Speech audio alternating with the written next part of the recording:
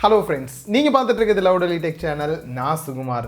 Realmeல பார்த்தோம் அப்படின்னா ரெண்டு ஃபோன் நேத்து லான்ச் பண்ணியிருந்தாங்க. 10,000க்கு கம்மியா ஃபோன் வாங்கணும் அப்படின்னு நினைச்சீங்கன்னா Narzo 30A அப்படின்ற ஃபோன் லான்ச் பண்ணியிருந்தாங்க. நேத்திய வீடியோ போஸ்ட் பண்ணியாச்சு. கீழே டிஸ்கிரிப்ஷனில் லிங்க் கொடுத்துருக்கேன், செக் பண்ணி பாருங்க. நெக்ஸ்ட் 5Gல ஒரு ஃபோன் வாங்கணும் ப்ரோ, ஒரு 17,000 ரேஞ்ச் இருந்தாலே நமக்கு வந்து 5G ஃபோன் ஓகே, அடுத்த ஃபியூச்சருக்கு தேவைப்படும்னு நினைச்சா 5G மட்டும் இல்லாமல் எக்கச்சக்கமான ஃபீச்சர்ஸோட இன்னொரு ஃபோன் Narzo 30 Pro அப்படின்ற ஃபோன் லான்ச் பண்ணியிருக்காங்க. இன்றைக்கி அந்த ஃபோனை பற்றி தான் நம்ம குயிக் ரிவ்யூ பார்க்க போகிறோம். நார்மலாக நம்ம வீடியோஸ் பார்த்தீங்க அப்படின்னா அன்பாக்சிங், ஸ்பெக் டீடைல்ஸ்லாம் பார்த்துட்டு நெக்ஸ்ட் குயிக் ரிவ்யூ, ப்ரைஸ் என்ன அப்படின்றத பார்க்குறோம். ஸோ ஒவ்வொரு செக்மெண்ட்டாக பிரிச்சிருக்கோம். வீடியோ பார்த்துட்டு உங்களோட கருத்துக்களையும் சொல்லுங்கள், உங்களுக்கு கிளியராக புரியுதா இல்லையா அப்படின்றத. சரி வாங்க வீடியோக்குள்ளே போகலாம். குயிக்காக ஒரு அன்பாக்சிங் பண்ணிடலாம். மேலே க்ளோ ஆகக்கூடிய இந்த ஒரு ரேப்பர் ரிமூவ் பண்ணிடலாம்.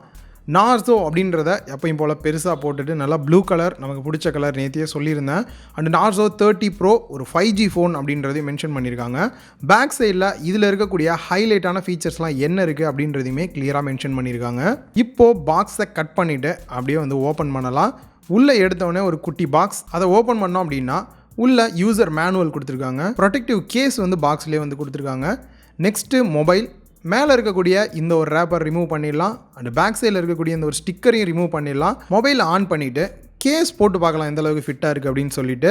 ஸோ கேஸ் வந்து ஓகே, டிரான்ஸ்பரண்ட்டாக தான் கொடுத்துருக்காங்க. கொஞ்ச நாள்லேயே மஞ்சள் கலரில் மாறிடும். சரி இருக்கட்டும். இதை தவிர உள்ள பாக்ஸில் பார்த்தோம் அப்படின்னா 30 வாட்ஸ் அவுட்புட் வரக்கூடிய அடாப்டர் கொடுத்துருக்காங்க. நெக்ஸ்ட் அதுக்கான டைப் சி கேபிளும் கொடுத்துருக்காங்க. கேபிளோட குவாலிட்டி ரியலாகவே நல்லா இருக்குது.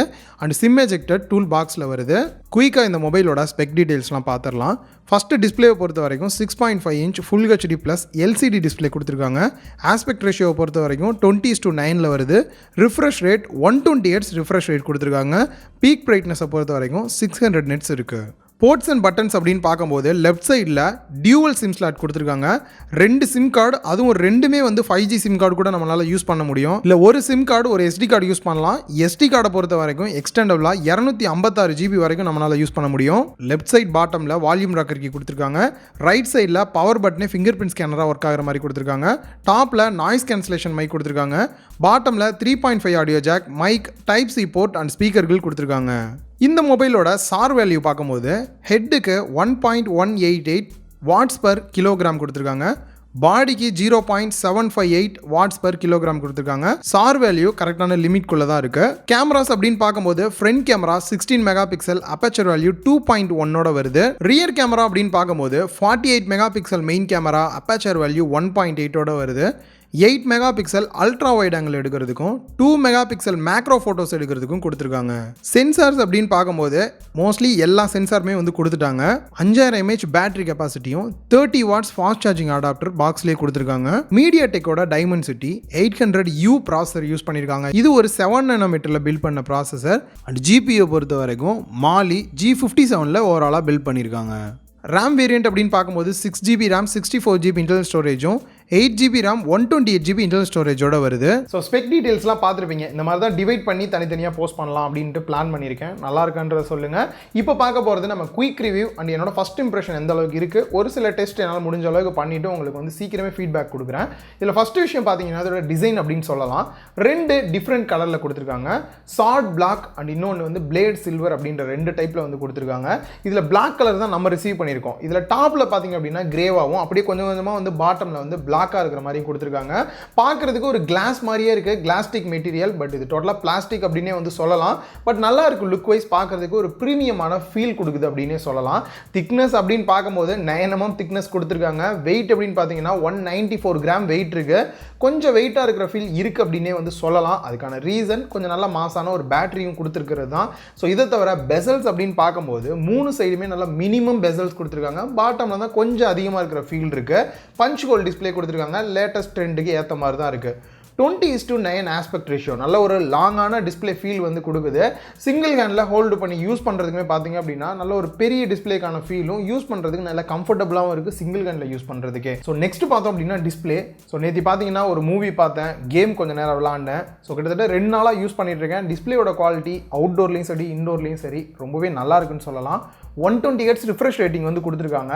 ஸோ நான் யூஸ் பண்ண வரைக்கும் எனக்கு ஃபீல் எப்படி இருந்ததுன்னா ஒரு 90 Hz ரிஃப்ரெஷ் ரேட்டிங்கில் எப்படி இருக்குமோ அந்த மாதிரி தான் இருந்தது. ரொம்ப ஸ்மூத் க்ரோத் இருக்கிற ஃபீல் வந்து இல்லை அப்படின்னு தான் சொல்லணும்.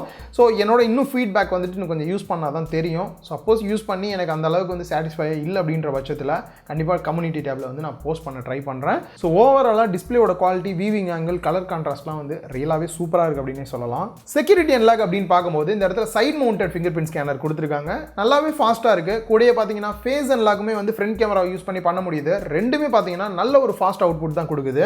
நெக்ஸ்ட் அடாப்டர் அப்படின்னு பார்க்கும்போது 30 வாட்ஸ் அடாப்டர் பாக்ஸில் கொடுத்துருக்காங்க. இந்த 30 ப்ரோக்கு முன்னாடி பார்த்தீங்கன்னா 20 ப்ரோ லான்ச் பண்ணியிருந்தாங்க. அதில் அவங்க கொடுத்துருந்த அடாப்டர் பார்த்தீங்கன்னா 65 வாட்ஸ் அடாப்டர் கொடுத்துருந்தாங்க. பட் இதில் வந்து பார்த்தீங்கன்னா 30 வாட்ஸ் அடாப்டர் தான் கொடுத்துருக்காங்க. கொஞ்சம் டவுன் கிரேட் அப்படின்னு இந்த இடத்துல சொல்லலாம். இதில் 5000 mAh பேட்டரி கெப்பாசிட்டி கொடுத்துருக்காங்க. இந்த 30 வாட்ஸ் அடாப்டர் யூஸ் பண்ணி நீங்கள் சார்ஜ் பண்ணோம் அப்படின்னா 1 மணி நேரம் 10 நிமிஷம் வந்து மேக்ஸிமம் டைம் எடுத்துக்குது. ஸோ அதுனாட்டி உங்களுக்கு வந்து ஃபுல் சார்ஜ் ஆயிரும். அதுவே அந்த 65 வாட்ஸில் பார்த்தீங்க அப்படின்னா அந்த பேட்டரியை ஃபுல் ஆகிறதுக்கு வெறும் 45 நிமிஷத்துலேயே வந்து உங்களுக்கு ஃபுல் சார்ஜ் ஆயிருக்கும். ஸோ கொஞ்சம் டவுன் கிரேட் பண்ணியிருக்காங்கன்னு தான் சொல்லணும். இந்த 5000 mAh பேட்டரி கெப்பாசிட்டி நான் டெஸ்ட் பண்ணி பார்த்தேன் ஒன் டே எப்படி நிற்கிது அப்படின்ட்டு. 120 Hz ரிஃப்ரெஷ் ரேட் வைக்கல, ஆட்டோவில் தான் வச்சேன், மோஸ்ட்லி எல்லாரும் வைப்பாங்கன்ட்டு. தாராளமாக வந்து ஒரு நாள் வந்து நின்னுது சார்ஜ் வந்துட்டு. ஸோ அதுலேயும் 60 Hz வைக்கிறோம் அப்படின்ற போது 1.5 நாள் கூட தாராளமாக வந்து நிற்கும். ஸோ OS அப்படின்னு பார்க்கும்போது இவங்களோட Realme UI தான் யூஸ் பண்ணியிருக்காங்க. Android 10 பேஸ் பண்ணி ரன் ஆகிட்டு இருக்கு. ஸோ இன்னைக்கு நிலைமைக்கு மோஸ்ட்லி நிறைய டிவைசஸ் பார்த்தீங்கன்னா Android 11 அப்டேட்டோட எல்லாம் வந்துட்டு இருக்கு. ஸோ இன்னுமே வந்து 10லேயே வந்து இருக்கு. எப்போ அப்டேட் வரும் அப்படின்ற எந்த ஒரு விஷயமே வந்து இது வரைக்கும் வந்து தெரியல. ஸோ அப்டேட் வந்து 11 வந்தது அப்படின்னா இன்னும் நல்லா இருக்கும் அப்படின்னு சொல்லலாம். ஸோ ஓவராலாக Realme UI பார்த்தீங்க அப்படின்னா ஒரு ஸ்மூத்தான ஒரு ஸ்டாக் ஆண்ட்ராய்டுக்கு நிகரான ஒரு எக்ஸ்பீரியன்ஸ் கொடுக்கும் அப்படின்னே சொல்லலாம். ஸோ இதில் பார்த்தீங்கன்னா ஆட்ஸ் இந்த மாதிரிலாம் எந்த ஒரு ப்ராப்ளம் உங்களுக்கு வராது. ஆனால் அப்ளிகேஷன் டிஃபால்ட்டாக பார்த்தீங்கன்னா கூகுளோட அப்ளிகேஷனும் ரியல்மியோட அப்ளிகேஷனுமே வந்து நிறையா இருக்குது அப்படின்னே சொல்லலாம். பட் இருந்தாலும் நீங்கள் நிறைய அப்ளிகேஷனை அன்இன்ஸ்டால் பண்ணிக்கலாம். ஓவராலாக ஸ்மூத்தான ஒரு எக்ஸ்பீரியன்ஸ் கிடைக்கும் அப்படின்னே சொல்லலாம்.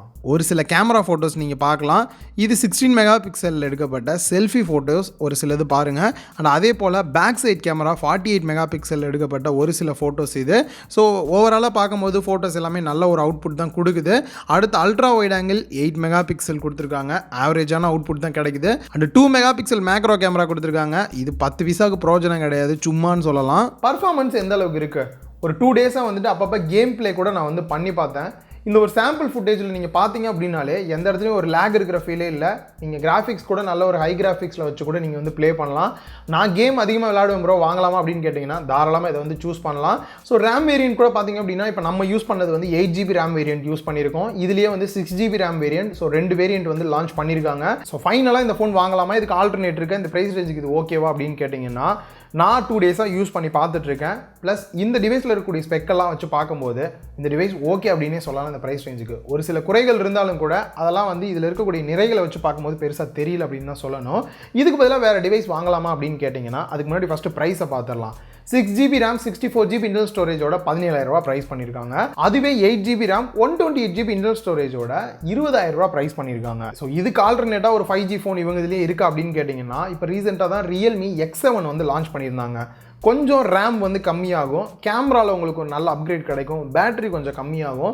ஸோ இந்த மாதிரி ஒரு சில ஏற்ற இறக்கங்களோட AMOLED டிஸ்பிளே வந்து கொடுத்துருக்காங்க.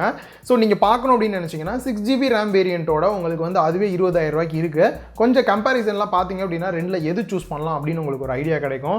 இல்லை ப்ரோ கொஞ்சம் வெயிட் பண்ணுறீங்க அப்படின்னாலுமே கொஞ்சம் வெயிட் பண்ணுங்கள். அடுத்து அண்டர் 20Kல பெஸ்ட் ஃபோன்ஸ்லாம் என்ன இருக்குது அப்படின்றத போடலாம் அப்படின்னு பிளான் பண்ணியிருக்கேன். அந்த வீடியோ பார்த்துட்டு கூட நீங்கள் சூஸ் பண்ணலாம் பெஸ்ட் ஃபோனாக வந்துட்டு.